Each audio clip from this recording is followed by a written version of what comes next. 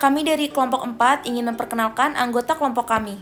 Fatma Fajrina Veterin dengan NIM akhir 082. Anugrah Bakti Yuda dengan NIM terakhir 086. Aku Jessica Kartika Ritonang dengan NIM 095. Ardelia Berlin Marella dengan NIM 100.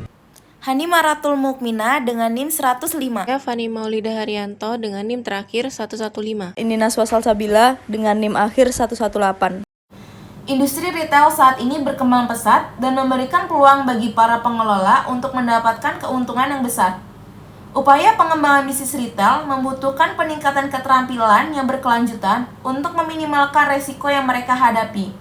Operasi bisnis yang berkembang, termasuk retail, memiliki resiko yang perlu ditangani dan dikelola dengan baik. Jika pengecer tidak mampu mengelola resiko yang ada, hal itu menjadi penghalang bagi pengecer karena resiko menyebabkan kerugian. Ini berbahaya bagi masa depan perdagangan. Kerugian besar karena tidak dapat menentukan jalan keluar terbaik dari resiko bisnis yang mereka hadapi. Akan tetapi, mengancam keberlangsungan industri retail di masa depan. Produk lambat gerak atau produk cepat kadaluarsa termasuk dalam kategori resiko khusus, yang dimana resiko khusus sendiri adalah suatu resiko yang terjadi hanya bersifat mandiri dan tidak dapat diketahui penyebabnya. Maka, apabila suatu produk barang pada perusahaan retail bergerak dengan lambat atau stok yang tersedia sering habis, umumnya terjadi akibat dari tanggal kadaluarsa terlewati. Untuk tingkatan sering atau tidak sering terjadinya resiko tersebut dapat dikatakan sering terjadi. Alasannya sendiri yaitu perusahaan retail terdapat banyak macam jenis barang, namun tidak semua produk bisa terjual secara bersamaan, sehingga dapat mengakibatkan produk lambat gerak. Bahkan terdapat produk yang kadaluarsa, yang dimana produk tersebut tidak bisa dikonsumsi dan tidak dapat diperjualbelikan kembali. Solusinya yaitu dengan cara mengubah display toko dan gunakan beberapa taktik penjualan. Berikutnya yaitu terdapat penjelasan terkait dengan identifikasi probabilitas dan identifikasi severity, di mana identifikasi probabilitas produk kadaluarsa singkat atau persentase produk lambat gerak dapat dideskripsikan frekuen dengan nilai resiko 5. Sedangkan untuk identifikasi severity dapat dideskripsikan secara moderat atau sedang dengan dampak yang pertama, yaitu produk yang lambat gerak dalam artian penjualan tidak maksimal sehingga dapat mempengaruhi kualitas karena sebuah produk terdapat kadaluarsanya. Untuk yang kedua, yaitu dampak yang dihasilkan dari resiko tersebut dapat dipastikan barang sudah tidak bisa dikonsumsi untuk produk segar seperti susu, roti, yang dimana produk tersebut hanya bisa dikonsumsi dalam jangka waktu yang pendek. Yang ketiga, yaitu dapat menghasilkan kerugian karena produk mudah kadaluarsa sehingga tidak dapat diperjualbelikan kembali, sehingga dapat menyebabkan kerugian bagi toko. Berikutnya terdapat penjelasan terkait dengan tingkat severity dan pengendalian pada resiko tersebut, yang termasuk pada level atau bands, moderat atau sedang.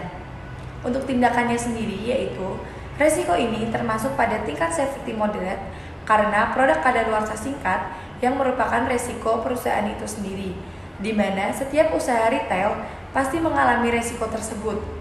Efek dari resiko ini bukan sesuatu yang akan menghancurkan perusahaan, namun dampak dari resiko ini dapat ditangani oleh perusahaan.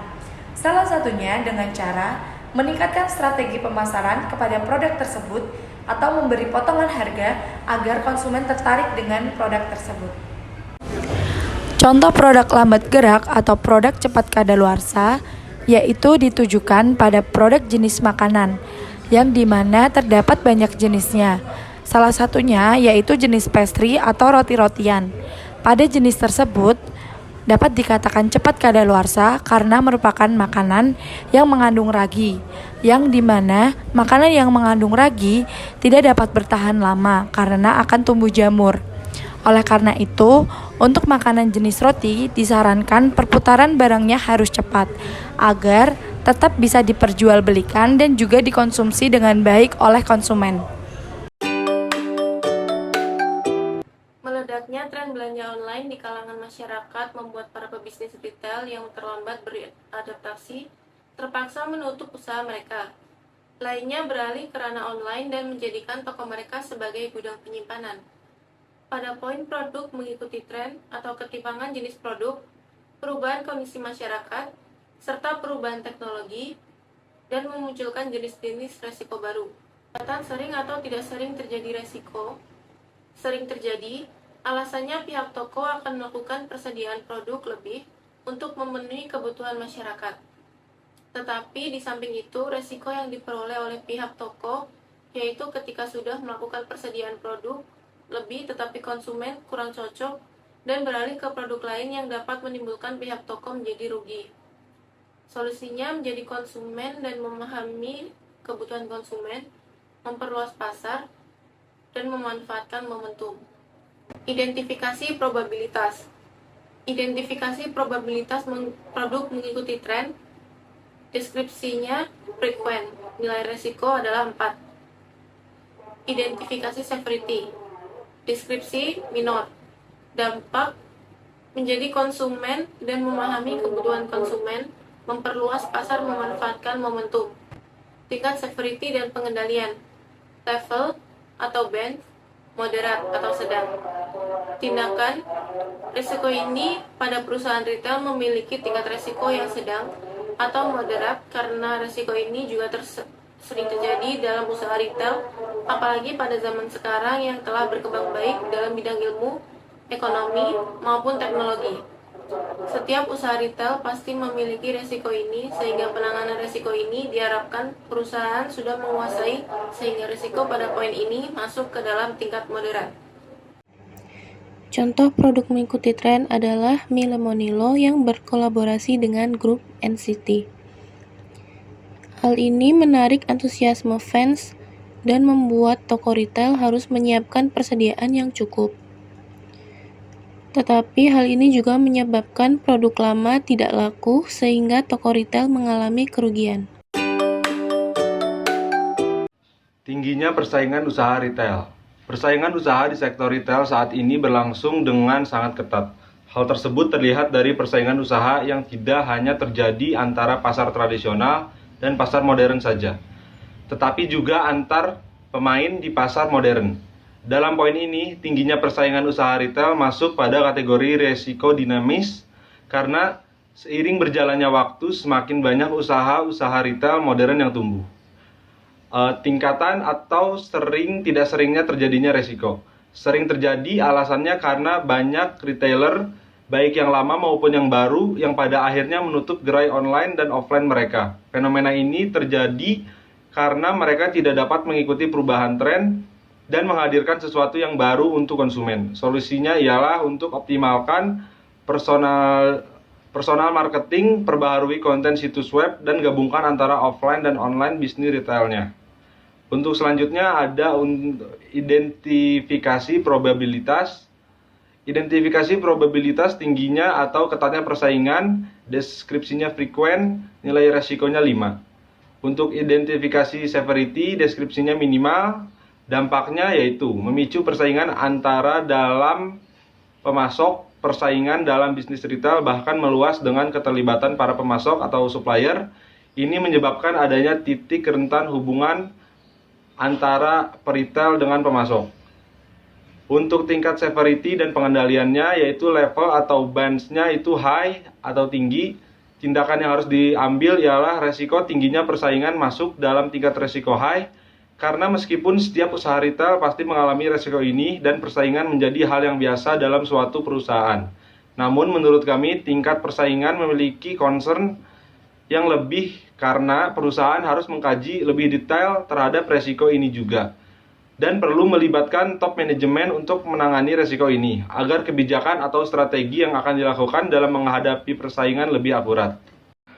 Contoh tingginya persaingan usaha retail adalah antara Indomaret, Alfamaret, dan warung atau toko tradisional, yang mana jarak antara mereka lebih sering berdekatan karena persaingan antara mereka itu ditujukan untuk mendapatkan konsumen sebanyak-banyaknya serta pelanggan setia.